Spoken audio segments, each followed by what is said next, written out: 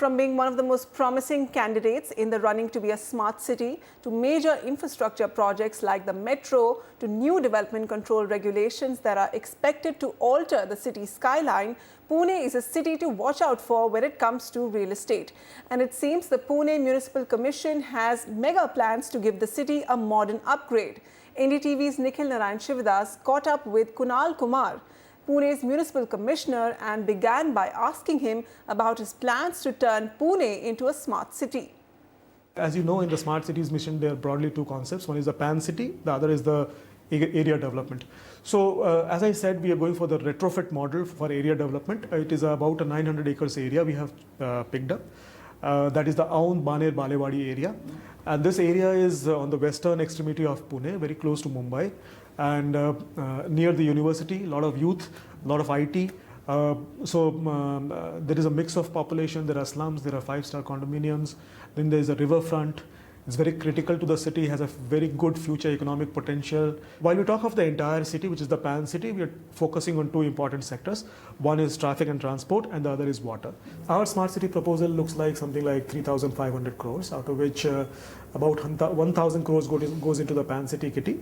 Around 1,200 crores goes into the area development kitty, and around 1,200 to 1,300 crores goes into recurring expenditure over the next 5 years for various reasons. So it's about 3,500 crores, purely based on citizen engagement and refining of the solutions that the citizens have come out with.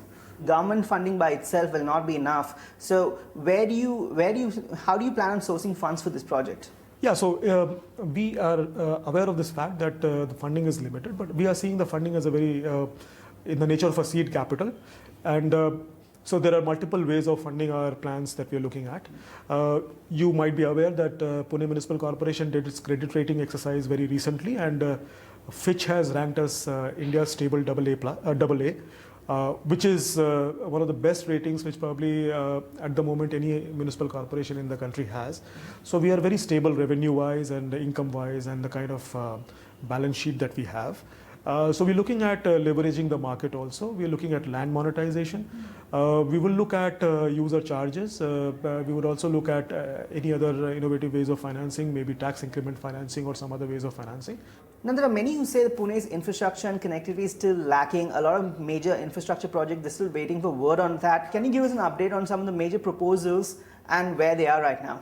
On the infrastructure fund, we have our own plans and we have our funding plans for that. So hard infrastructure is also going to be required. So the Pune Metro, in fact, is now on the last stages of approval in the government. And in fact, we expect anytime soon that the central government would give us approval. So the work on the Pune Metro would begin sooner than later. Well, I think the approval should come in anytime in the next 3 months. So I think within the next 3 to 6 months, we could see some work start on the metro. We have incidentally launched our BRT in the August of last year, in fact this year. And we are looking at an ambitious plan for increasing the number of kilometers that we have under BRT. Now, another key element which I want to bring attention to is the proposed DC regulations. I understand there's a lot of controversy with there was FSI in various kind of intangible ways which was available in the past. So you could take FSI by paying premium. You do not call it FSI, you call it premium floor space, and then so we've clubbed all that into simple terms which is called premium. So there's an FSI, there is a premium FSI, now there is a fungible FSI. So now what has happened is those things which are not visible have started becoming visible because we have now brought it into the open, and therefore people are feeling that FSI has gone up very much, but that's not the case. There are concepts of transit-oriented development that we have built in. So we're looking at a metro, you're looking at a BRT. Today what's happening is the city is growing at its fringes for obvious reasons, because market value of land, the fringes are lesser. Though the quality of life within the city is better, but people have generally trade-offs. So you want the city to grow near where the transit corridors are, where the metro is, where the BRT is. So you need to bring people within the city. How would you do that if you don't provide them more floor space in it?